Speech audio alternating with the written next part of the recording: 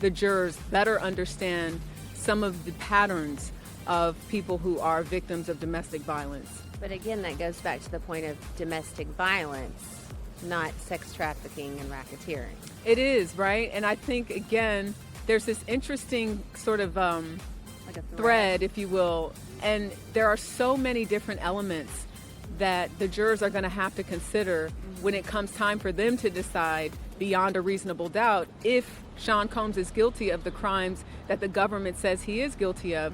But I believe that this sort of building up of the violence, the domestic violence, the threats, the coercion, all kind of speak to the bigger picture of what the government is trying to prove. So right now they're proving his character.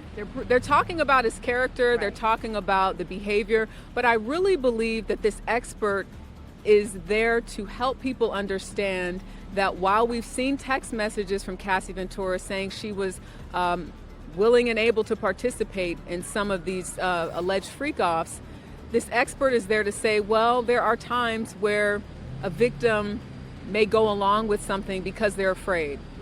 So I feel like that's sort of what they're there to do.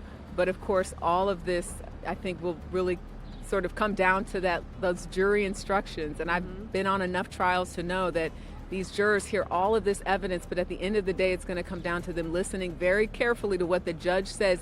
This is what you need to consider in order to find this person guilty on this particular charge. Okay, let's switch gears here. When will Kid Cudi take the stand, and why is his testimony important to this case? So this morning, the judge even seemed surprised when the prosecutor said Kid Cudi actually will not be testifying today. So it sounds like there's a bit of a scheduling conflict. So it's not a matter of him not testifying, but we're not exactly sure when. But obviously a lot